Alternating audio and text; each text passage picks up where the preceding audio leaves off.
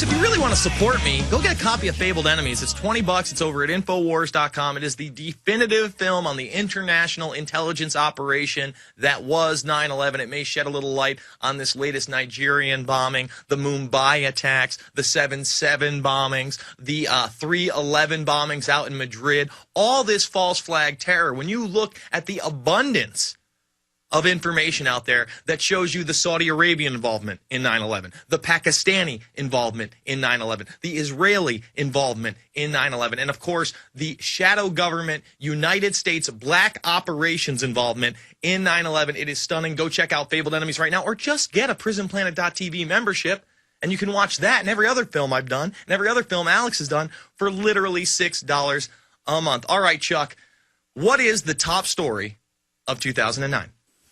Well, real quick, I'll get to the top story, but I want to be the first one if there is a platinum membership. I spend $6 a day in lottery tickets sometimes. But anyways, the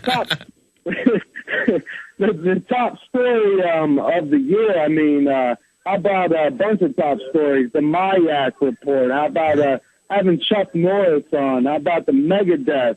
What is the band called? The Iced Earth. Iced Earth. Coming out with their thing. So many top stories. Well, you know, there's also a video out there that I was involved in out in the United Kingdom. They just released it on iTunes last week. It's called A City on Fire by Fightstar, platinum-selling band out in the United Kingdom, and they took on issues such as CCTV cameras, false flag terror, the military-industrial complex, fluoride in the water, and much, much more, vaccines even, in this little 3.5-minute video. A City on Fire, Fightstar. I was involved. Go check it out. It's on the Alex Jones channel. But let's go to the Mayak report, Chuck, and I thank you for the call. The Mayak report gets released to the InfoWars office by a sheriff internally. A man who reads this and is like, this is over the top. I can't stand for this. So we get it. We break it. Immediately, the attack dogs within the Patriot community, before the mainstream media even jumps on it, says it's totally and completely fake. We made it up. We made it out of Johnny nonsense, unicorns, leprechauns, and pixie dust. That's what they're trying to tell us. It didn't exist.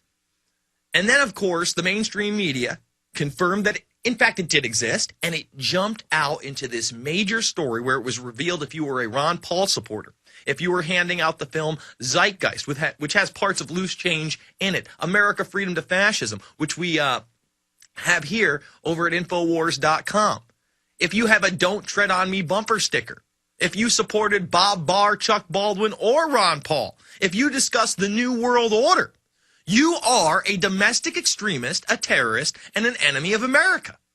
And that was a huge story. But amongst so many others, we are covering the biggest stories of 2009 in the final Info Warrior of the year. Before I go to this next caller, I wanted to do some news from today. In stocks, 2010 is shaping up to be a blue chip year. Now, the Associated Press is just coming out and saying, look, if you're going to invest in stocks, you better invest in the big companies because they are swallowing up all the small companies as we speak. It's just like 140-plus banks go under in 2009 in the United States. They are swallowed up by the larger banks. And as the economy worsens, the smaller companies are going to their deathbed. The nail is in the coffin. But you can bet on, Kraft Foods, IBM, AT&T, Microsoft, Google, these types of things. All establishment companies. All right, let's continue with the callers. Let's go to Jeff in Michigan. Jeff, you're on the line. Yes, sir. Hey, Jason, how's it going? Good. I just tuned in when that 13-year-old kid was on the phone. Mm-hmm. And, I just feel so bad for these kids because they're being targeted so bad, Mm-hmm. Like, you hear Alex or yourself play clips of propaganda from cartoons, But the other day, my kid watches Diego Garcia, and I'm not kidding. My stomach dropped because Diego had to go save a polar bear that was drowning in the ocean because his iceberg had melted. Unbelievable. And, and I'm not, and he had to take a jet ski out there and go save the drowning polar bear, and well, let's talk about Diego just from the beginning, because Diego is an offshoot of Dora, and my niece is half Puerto Rican, And so she's got, like Latin descent, a Latin mom. So she's huge on Dora the Explorer. And Diego is her cousin, and Diego is the offshoot show. What does it say about the culture that the major show that our 4 to 7-year-olds now, 3 to 7, I guess, have been watching for the past 4 or 5 years is a show that speaks Spanglish openly, just all over the place, speaking, of course, English, but then putting Spanish into the mix. They know that they are integrating a North American union system where Mexican Americans are able to, well, they're not really Mexican Americans. They're just Mexicans that are going to be granted amnesty. And this is to create a North American union. This isn't race-based. I could care less what color you are, but you got to see they're promoting their culture. They're promoting their language. They're letting you know that it's going to be an even bigger and bigger part of society. In fact, when I was a kid, if you were in a smaller school, which I was, when I was in a bigger school, they offered, hey, you want to learn French or Italian or Spanish? You can do whatever you'd like as a second language. But as I went to a smaller school, all they offered was Spanish because they knew it was coming.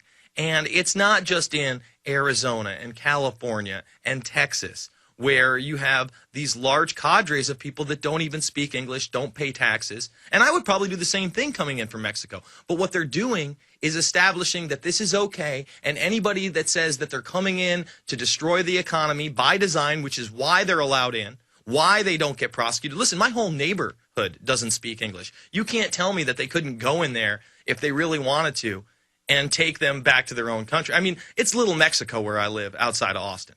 So what really concerns me, and believe me, that polar bear propaganda is over the top, but the fact that also our youth are being indoctrinated to believe that this North American Union will be a good thing, and this is what we have to adopt culturally. I thank you for the call, Jeff. Let's continue on. Let's go to Mike in Arizona. Mike, you're on the line. Jason, yes, how you doing? Good. Great. Good to speak to you. You had 2 stories that I think are tops for the year. The first one being the Hardin, Montana story. I think you guys covered that phenomenally, and Alex going out there and blowing it out of the water I think was just great. And let's stop right now and talk about this story. Because what had happened? Well, right under the mainstream media's nose, as if it was a good thing, it was only local media that started to portray it as a bad thing, had this criminal come in with 14 separate federal convictions, including fraud. I mean, this guy was over the top in his convictions. He was a wheeler, a dealer, somebody with intelligence ties all over the place, someone with over a dozen aliases. And he was going to come into Hardin, Montana, take over an essentially empty prison, privatize it, become the police force of the county under an American police force banner, a private organization meant to sound like a police force. He was going to be their sheriff. I mean, this stuff is just mind-blowing. And on top of all that, they were going to train foreign troops in the same facility in a separate area. And thank God Alex Jones covered it, and the rest of the media followed afterwards. That is mind-blowing, Mike. That's all. Yeah, absolutely. And to think that this guy, was just a fraud training these foreign troops on our soil. I'm a veteran, and I just about flipped my lid when I heard about that. Yeah, it was quite unbelievable. But again, truth is often stranger than fiction. What is your second story? You said there was a couple. What's the other story you think is tops this year? Well, the second story, actually, and I was speaking about it last night on this show, new artists, supporting new artists coming up, and one of them is Chris Gio, who's done a lot of great music, especially regarding you guys, specifically with you guys, having Alex in his music and his videos, and that this young man, bright as he is, coming out with a brand new radio show on Blog Radio called Truth Frequency. I don't know if you've heard of it, but it's awesome. Spread the word, and I think it's great. It's right in line with what you guys are saying.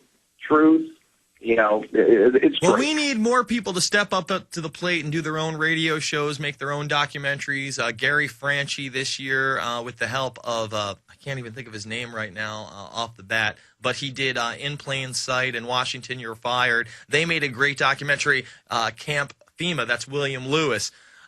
Just so many people breaking out and doing what they can do, people really awakening and starting to take over these Tea Party movements that have been co-opted by Fox News. There's so much out there that you can do to make a difference. I thank you for the call.